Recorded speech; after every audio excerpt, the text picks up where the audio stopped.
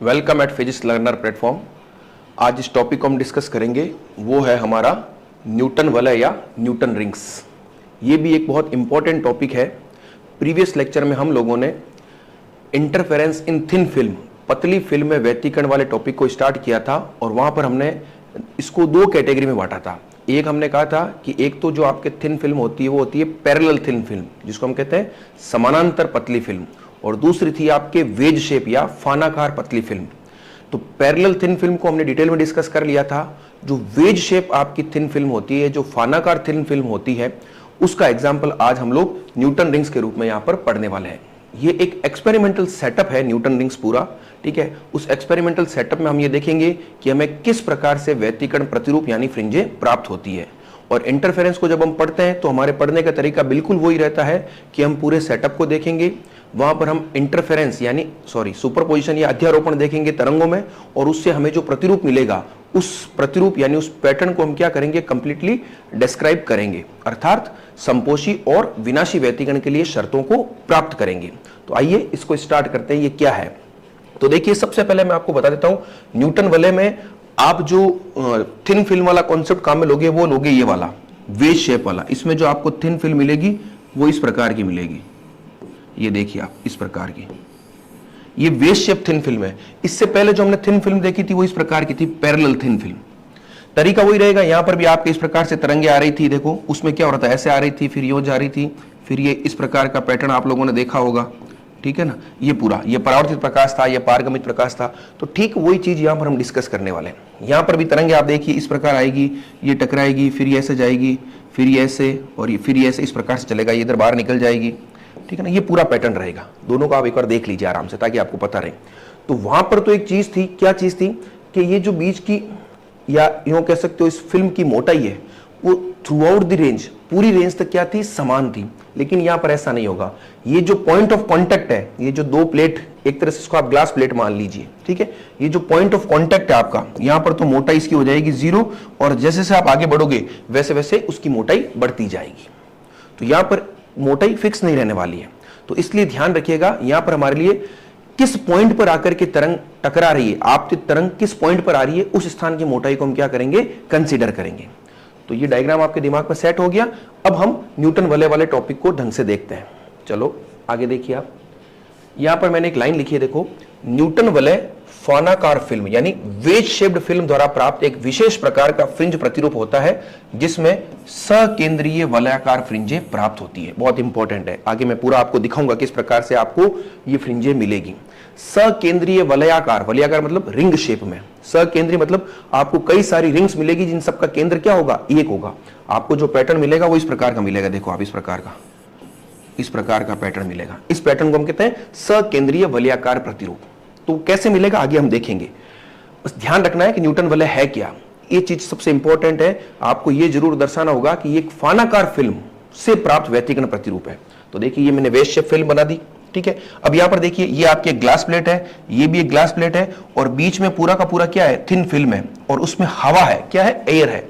वहां पर तो आपने पदार्थ लिया था म्यू अपवर्तनांक का। जब आपने पैरेलल थिन फिल्म पढ़ी थी तो ऊपर वायु थी, नीचे वायु थी, बीच में कोई म्यू अपवर्तनांक का पदार्थ था, आपने ग्लास प्लेट कह दिया था। लेकिन यहां पर क्या है, ये ग्लास प्लेट है, ये भी ग्लास प्लेट है, बीच में एयर है। इसलिए मैं लिखा है, देखो ये तो हो गई ग्लास टू एयर बाउंड्री, यानी ऊपर ग्लास नीचे एयर, फिर ये एयर वेज शेप यानी फानाकार वायु फिल्म, और नीचे वापस क्या है, एयर टू ग्लास बाउंड्री, ठीक है। फिर जैसे ये तरंग इस पर आपतित होगी तो इसका एक भाग इधर परावर्तित हो जाएगा, ये इस प्रकार का क्रम चलता रहेगा। बिल्कुल सेम चीज है। अब यहां पर देखो मैंने एक लाइन लिखी है, ये जो पॉइंट है आपका, यहां पर मैं लिखा है नो पाई चेंज। नो पाई चेंज का क्या मतलब है, आप स्टोक्स के नियम को याद कीजिए। स्टोक्स का नियम क्या कहता है, जब कोई तरंग विरल माध्यम से सघन माध्यम पर प्रवेश करती है तब तो उसमें पाई का कलांतर आता है, लेकिन अगर सघन से विरल में जाएगी तो कोई पाई का कलांतर नहीं आता है। तो यहां पर देखो पहले तो है ग्लास, ठीक है, ग्लास, या इसमें पॉइंट ऑफ कांटेक्ट थोड़ा ध्यान रखिएगा, पॉइंट ऑफ कांटेक्ट वो है ग्लास से चलते हुए इस एयर पर आ रही है, क्योंकि मीडियम चेंज कहां हो रहा है, पहले वो ग्लास में चलेगी फिर एयर में आएगी। तो आप चल रहे हो glass to air. Glass to air का मतलब क्या हो गया, म्यू अपवर्तनांक वाले पदार्थ से म्यू इजिकल टू 1 अपवर्तनांक वाले पदार्थ की ओर, यानी सघन से विरल की ओर चल रहे हो। तो जब सघन से विरल की ओर चलते हैं तो परावर्तित प्रकाश में कोई पथांतर या कलांतर नहीं होता है। तो इसलिए इस पॉइंट पर, तो ये जो पॉइंट है यहां पर तो नो पाई चेंज लिखा, लेकिन इस पॉइंट पर मैंने क्या लिखा, देखो पहले आप वायु में चल रहे हो, फिर ग्लास प्लेट से टकराओगे, तो ये जो परावर्तित प्रकाश होगा जो एयर टू ग्लास बाउंड्री से, एयर टू ग्लास बाउंड्री से टकराएगा, उसमें पाई का कलांतर आ जाएगा। तो इसलिए मैंने लिखा है पाई चेंज। क्लियर है? तो यहां पर नो पाई चेंज और यहां पर पाई चेंज। तो ये डायग्राम है न्यूटन वलय का, स्कीमेटिक डायग्राम समझने के लिए। अब इसका पूरा हम क्या करेंगे, एक्सपेरिमेंटल सेटअप देखेंगे, किस प्रकार से आपको इसमें एक्सपेरिमेंटल सेटअप दिखाई देता है। ठीक है, वो मैंने पूरा बना ही दिया, आप इसको देख लीजिए आराम से एक बार। ये पूरा डायग्राम इसको आप आराम से एक बार देखिए, मैं इसको एक्सप्लेन कर देता हूं और इसके बारे में मैंने आगे लिख भी रखा है। यहां पर देखिए क्या है, सबसे पहले यहां देखिए, ये एक आपका प्लेनो कॉन्वेक्स लेंस है, ये वाला, ये जो दिख रहा है ना आपको, ये वाला लेंस टाइप का इस तरह से, जिसको हम कहते हैं समतलोत्तल लेंस। ये नीचे ग्लास प्लेट है, तो ये देखो संयोजन कैसा हो गया, ये ऊपर ग्लास प्लेट, नीचे ग्लास प्लेट, और ये जो बीच में आपको स्थान दिखाई दे रहा है, देखो ये वाला जो स्थान दिखाई दे रहा है आपको, वो स्थान क्या है, एयर फिल्म है। क्या है, एयर फिल्म। क्लियर है? यहां से एक सोडियम लैंप से प्रकाश आ रहा है, ठीक है, ये लेंस से इसको समेकित किया, वापिस यहां पर क्या है, एक प्लेट लगी हुई है 45 डिग्री कोण पर झुकी हुई, इससे टकरा के वो इधर जाएगा, यहां पर पूरी वो प्रोसेस होगी, कौन सी, खूब सारे परावर्तन अपवर्तन वाली। और ये जो परावर्तित प्रकाश जब वापस जाएगा ऊपर की ओर, तो यहां पर आपकी एक सूक्ष्मदर्शी लगी हुई है। क्या लगी हुई है, सूक्ष्मदर्शी। ठीक है ना, उसकी सहायता से आप क्या कर सकते हो, उस पूरे पैटर्न को देख सकते हो। तो बहुत इजी डायग्राम है, आप आराम से इसको देख करके बना सकते हो। ये डायग्राम बहुत इंपॉर्टेंट है, ये एक्सपेरिमेंटल सेटअप का डायग्राम है पूरा। क्लियर है? अब इसके बारे में लिखा है, उसको आप देख लीजिए, पढ़ लीजिए एक बार पूरा। मैंने लिखा है, इस समायोजन में कांच की प्लेट तथा समतलोत्तल लेंस के वक्रीय पृष्ठ के बीच, ये देखो, ये नीचे थी आपकी इस तरह से, देखो ये तो थी आपकी कांच की प्लेट और ये आपका एक तरह से लेंस था, ये वाला। ठीक है, तो ये इसका वक्रीय पृष्ठ ये रहा, तो ये जो पूरा स्थान दिखाई दे रहा है आपको, ये वाला, ये एक तरह से क्या है, वेज शेप वायु फिल्म है, वेज शेप वायु फिल्म है। तो यही लिखा है, वक्रीय पृष्ठ के बीच एक वृत्तीय फानाकार वायु फिल्म बन जाती है जब इस फिल्म पर एक वर्णी विस्तृत प्रकाश स्रोत से 45 डिग्री कोण पर झुकी हुई एक समतल कांच की प्लेट द्वारा परावर्तित प्रकाश अभिलंबवत, ये इंपॉर्टेंट है, अभिलंबवत आपतित करवाया जाता है। तो वायु फिल्म के ऊपरी तथा निचले पृष्ठों से परावर्तित प्रकाश किरणों में अध्यारोपण से व्यतिकरण प्रतिरूप प्राप्त होता है। तो वो जो ऊपर प्लेट थी ना, ये इस तरह से प्रकाश आ रहा था, फिर ये टकरा करके ऐसे जा रहा था, फिर ये वापस ऊपर की तरफ जा रहा था। तो ये जो पूरी प्रोसेस हो रही थी, इस प्रोसेस के माध्यम से आपको क्या मिल रहा है, व्यतिकरण प्रतिरूप मिल रहा है। क्लियर है? तो ये बस लिखना है, सिंपल सी चीज है, कोई ज्यादा टिपिकल चीज नहीं है। तो अब हमारा काम क्या रहेगा, हम यहाँ पर आपको परावर्तित प्रकाश में भी व्यतिकरण मिलेगा, पारगमित में भी मिलेगा, लेकिन हमारा इंटरेस्ट किस में रहने वाला है, परावर्तित प्रकाश से प्राप्त व्यतिकरण प्रतिरूप में रहने वाला है। उससे आपको आराम से न्यूटन वलय में किस प्रकार से फ्रिंजें मिल रही है वो जानकारी मिल जाएगी। तो देखिए आगे हम देखते हैं परावर्तित प्रकाश में न्यूटन वलय। तो डायग्राम वापिस वही, ये प्रकाश आया, यहां टकराया, ये इस प्रकार से चलता रहा। तो ये जो पूरा आपको रेंज मिल रही है, ये वाली, ये कौन सा प्रकाश है, ये परावर्तित प्रकाश है। तो परावर्तित प्रकाश में पैटर्न निकालने के लिए आप सबसे इंपॉर्टेंट चीज क्या करते हो, इन तरंगों में हमें क्या निकालना है, पथांतर निकालना है। उस पथांतर को एक बार आप संपोषी व्यतिकरण की शर्त के बराबर करोगे, एक बार आप विनाशी व्यतिकरण की शर्त के बराबर करोगे, और उससे आपको क्या मिल जाएगा, पूरा का पूरा इंटरफेरेंस पैटर्न मिल जाएगा। तो इसको लिखते हैं एक बार, देखो आगे। तो इसमें मैंने लिख दिया है, देखो ये जो परावर्तित तरंग है उनके मध्य पथांतर को आप कैसे लिख सकते हो, delta is equal to 2 mu T cos R minus lambda by 2। अब आप सोचोगे ये कैसा आया, तो ये ठीक वही पैटर्न याद कीजिए। आप जब आपने पतली फिल्म में व्यतिकरण प्रतिरूप पढ़ा था, उसको याद ही रखना पड़ेगा आपको। जब हम परावर्तित प्रकाश के अंतर्गत इस प्रकार से पैटर्न को निकाल रहे थे, तो वहां पर हमने पथांतर पूरा कैलकुलेट करके देखा था। तो ठीक उसी प्रकार से यहां भी कैलकुलेट आराम से हो जाएगा, उसको करने की आवश्यकता नहीं है, आप याद रख सकते हो। तो वो क्या हो गया, 2 mu T cos R minus lambda by 2। ये माइनस लैम्डा बाई 2 क्यों आया, स्टोक्स का नियम याद कीजिए, मैंने उस डायग्राम में बताया था। यहां पर आपके क्या हो रहा है, यहां पर आपके पाई चेंज हो रहा है। क्यों हो रहा है, क्योंकि यहां पर विरल माध्यम से सघन माध्यम की ओर तरंग चल रही है, और जो परावर्तन हो रहा है वो सघन माध्यम के पृष्ठ से हो रहा है, ठीक है ना, डेंसर मीडियम जो है उससे हो रहा है। तो इसलिए पाई का या लैम्डा बाई 2 का पथांतर आ जाता है। और यहां पर एक चीज ये भी ध्यान रखिएगा कि ये जो टी है, ये टी फिक्स नहीं रहेगा। ये टी क्या हो जाएगी, ये टी उस स्थान की मोटाई होगी जहां किरण आपतित हो रही है। जैसे मान लीजिए किरण यहां आपतित हुई, तो ये जो डिस्टेंस है ये वाली पूरी, वो टी हो जाएगी। अगर किरण मान लीजिए यहां आपतित होती है तो ये डिस्टेंस टी हो जाती है, अगर यहां होती तो ये डिस्टेंस टी हो जाती। ठीक है, तो ये टी चेंज होती रहेगी। तो आप एक लाइन यहां लिख सकते हो, यहां टी उस स्थान की मोटाई है यानी विड्थ है जहां किरण यानी प्रकाश तरंग आपतित हो रही है। ठीक है, तो ये आपको ध्यान रखना है। अब देखिए, ये तो एक जनरल आपने लिख दिया। फिर आपको एक चीज ये पता है कि यहां पर जो फिल्म है, फानाकार फिल्म, वो वायु फिल्म है। समानांतर प्लेट जो आपने पढ़ा था, समानांतर फिल्म, पैरेलल थिन फिल्म, वहां पर तो जो फिल्म थी वो म्यू अपवर्तनांक वाले पदार्थ की थी, इसलिए आपने म्यू लिख दिया। लेकिन यहां पर जब वायु फिल्म है और वायु के लिए म्यू क्या होता है, 1 होता है, तो ये भी आपको ध्यान रखना है। तो आप लिखिए, चूंकि फानाकार फिल्म वायु फिल्म है,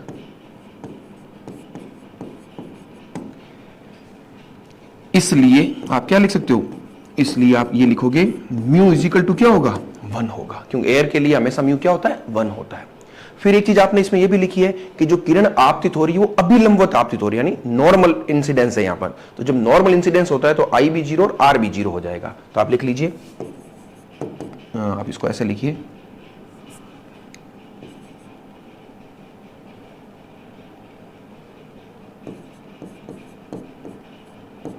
आप लिखिए अभिलंबवत आपतन की स्थिति में, अभिलंबवत आपतन स्थिति में क्या लिखोगे आप लिखोगे r इजिकल टू 0, और r इजिकल टू 0 है तो इसका मतलब cos r क्या हो गया आपका, cos r हो गया 1। तो फाइनली इन परावर्तित प्रकाश में जो पथांतर होगा वो क्या हो जाएगा, वो हो जाएगा 2t माइनस लैम्बडा बाई 2। ये आपको चीज विशेष रूप से ध्यान रखनी है। तो ये आपके आ गया पथांतर। अब बहुत सिंपल सा काम है, इस पथांतर को एक बार संपोषी व्यतिकरण की कंडीशन के हिसाब से लिख दीजिए, एक बार विनाशी व्यतिकरण की कंडीशन के हिसाब से लिख दीजिए, तो आपको पैटर्न मिल जाएगा। और उस पैटर्न से आपको यह भी पता चल जाएगा कि जो सेंट्रल स्पॉट है वो कैसा होगा, ब्राइट होगा या डार्क होगा। तो वो सारा का सारा मैंने नेक्स्ट स्लाइड में लिख रखा है, उसको आप आराम से नोट कर लीजिए सीधा का सीधा। तो नोट कर लीजिए आगे आप, ये मैंने लिख दिया है संपोषी व्यतिकरण और विनाशी व्यतिकरण। संपोषी व्यतिकरण में आपको प्रदीप्त फ्रिंज मिलेगी, विनाशी में अदीप्त मिलेगी, वो पूरी कंडीशन में लिख दी है। डेल्टा होता है संपोषी के लिए n लैम्बडा, हमने डेल्टा निकाला है 2t माइनस लैम्बडा बाई 2, उसको आपने n लैम्बडा के बराबर कर दिया, तो ये कंडीशन मिल गई आपको प्रदीप्त फ्रिंज के लिए। ठीक उसी प्रकार से ये कंडीशन होती है आपकी विनाशी व्यतिकरण यानी अदीप्त फ्रिंज के लिए, n माइनस हाफ लैम्बडा, उसको आपने जब इसके बराबर किया तो आपको ये कंडीशन मिल गई। तो बहुत सिंपल सी चीज है, ये तो हम बार बार करते हुए आए हैं। तो ये संपोषी व्यतिकरण के लिए और ये विनाशी व्यतिकरण के लिए शर्तें मिल गई। अब मेन प्रश्न हमारे लिए है कि जो केंद्रीय फ्रिंज होगी, जो सेंट्रल स्पॉट होगा, वो आपको कैसा मिलेगा। तो एक बार देखो, सेंट्रल स्पॉट को समझने से पहले एक बार थोड़ा सा पीछे हम चलते हैं। सेंट्रल स्पॉट मिलेगा कब, सेंट्रल स्पॉट आपको तब मिलेगा जब ये जो पॉइंट ऑफ कॉन्टेक्ट है आपका, इसको मैं क्या कहूंगा, एक बार देख लीजिए आप, पॉइंट ऑफ कॉन्टेक्ट, जहां ये दोनों ग्लास प्लेट क्या हो रही है, जहां ये दोनों ग्लास प्लेट आपस में मिल रही है, उसको हम कहते हैं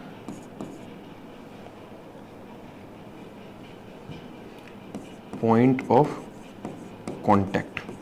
तो इस पॉइंट ऑफ कांटेक्ट पर जब मान लीजिए आपतित किरण यहां टकराएगी, तब आपको इनिशियल से आपको मिलना स्टार्ट होगा। फिर जैसे जैसे आगे टकराएगी तो वहां पर आपको पता है क्योंकि यहां पर टी चेंज हो रहा है, तो सेंट्रल स्पॉट आपको वहां मिलेगा जहां पॉइंट ऑफ कांटेक्ट है, और पॉइंट ऑफ कांटेक्ट पर टी क्या है आपका, 0 है, टी 0 है। अब देखिए आ गया, तो केंद्रीय फ्रिंज के लिए आप क्या लिखोगे, केंद्रीय फ्रिंज के लिए आप लिखोगे t इजिकल टू 0, और जब t इजिकल टू 0 है तो डेल्टा क्या मिलेगा आपको, डेल्टा इन जनरल आपका है 2t minus lambda by 2 is equal, ये रहा डेल्टा इजिकल टू, कहां गया वो पीछे, एक मिनट, डेल्टा आपका है 2t माइनस लैम्बडा बाई 2, तो t को 0 करोगे तो डेल्टा क्या हो जाएगा, लैम्बडा बाई 2, सीधा सीधा आ रहा है, कोई कंडीशन अप्लाई करनी नहीं है।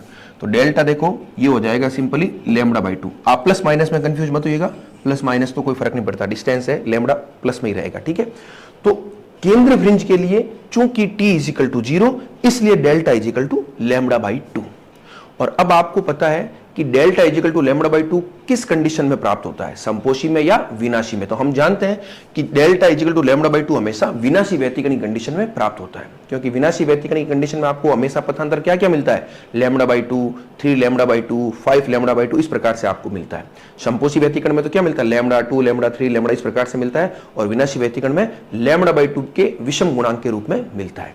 तो ये कंडीशन किसको सेटिस्फाई कर रही है? विनाशी व्यतिकरण को। और ये कंडीशन कहां मिली आपको? t इजिकल टू 0 पर। और t इजिकल टू 0 पर आपको कौन सी फ्रिंज मिल रही है? केंद्रीय फ्रिंज।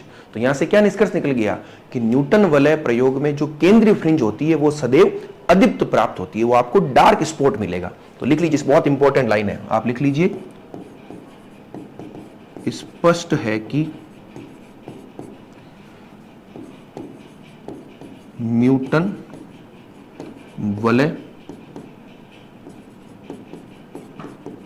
प्रतिरूप में केंद्रीय फ्रिंज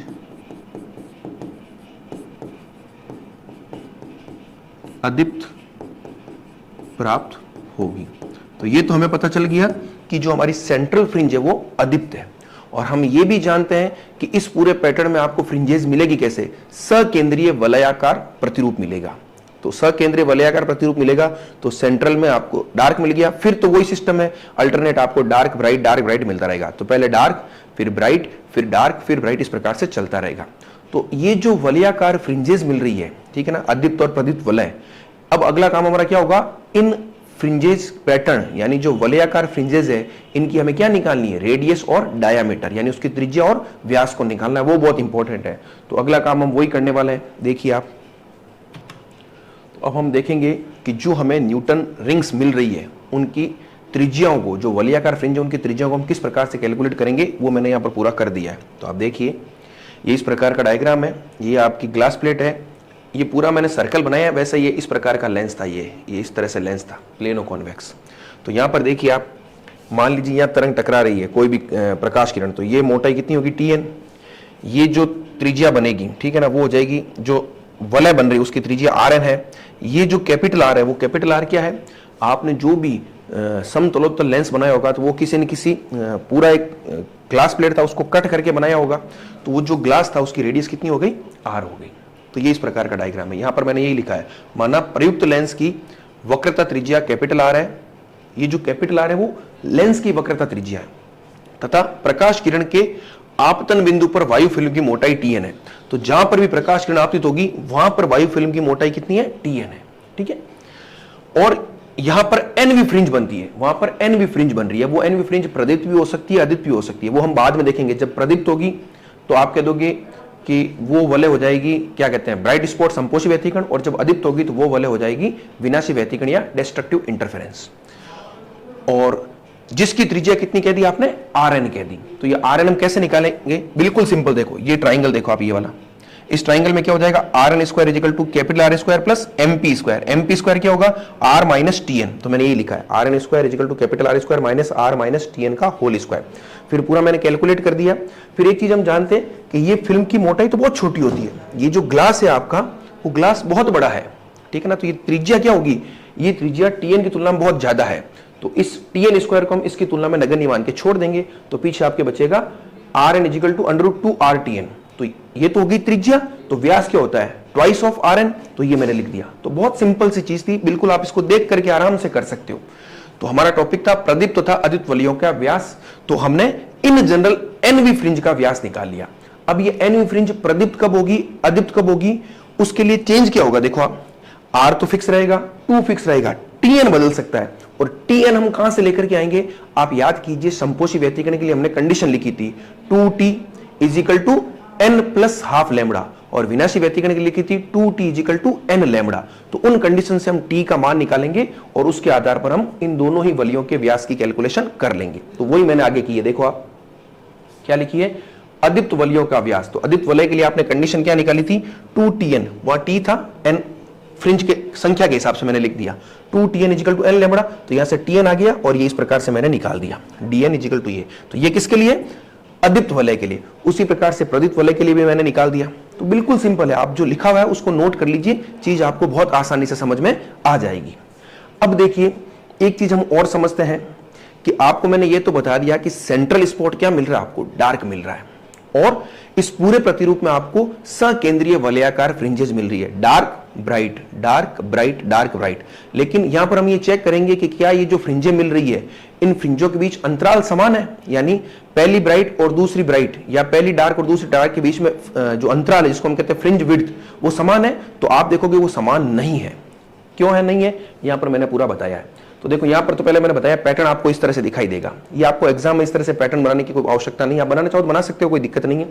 यहां पर देखो मैं लिखा है कोई भी वलय ले लीजिए, जैसे अदित वलय ली तो उसके लिए मैंने डिफरेंट एन के लिए त्रिज्याएं निकाल ली।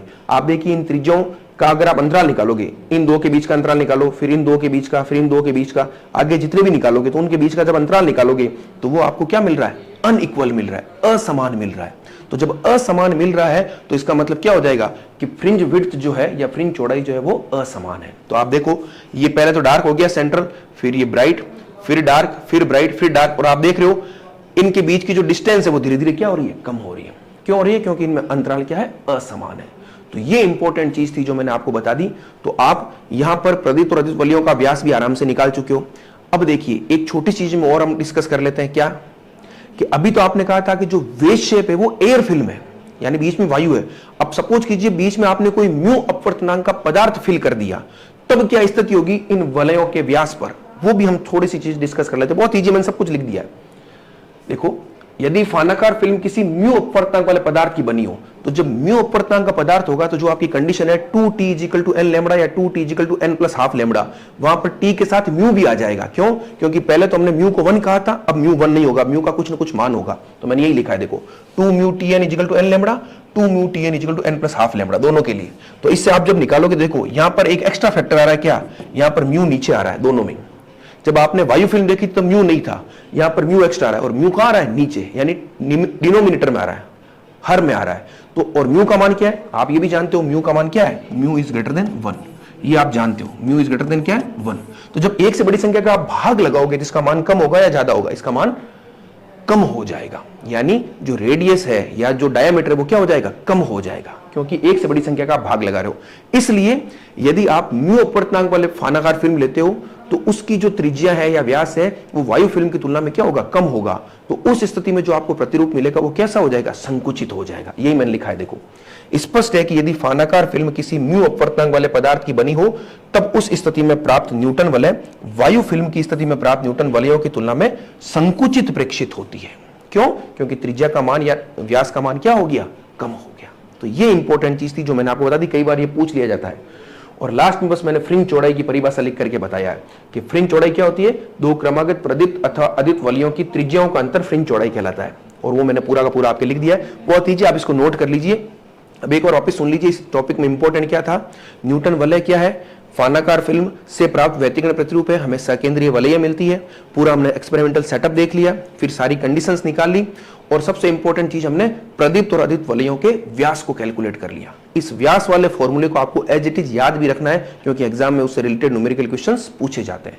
तो ये पूरा कंप्लीट डिस्क्रिप्शन था किसका, न्यूटन रिंग एक्सपेरिमेंट का, वो मैंने आपको पूरा बता दिया है। अब हम अगले लेक्चर में इस न्यूटन रिंग से रिलेटेड कुछ इंपॉर्टेंट इसके एप्लीकेशंस हैं, उन एप्लीकेशंस को भी कंसीडर करेंगे।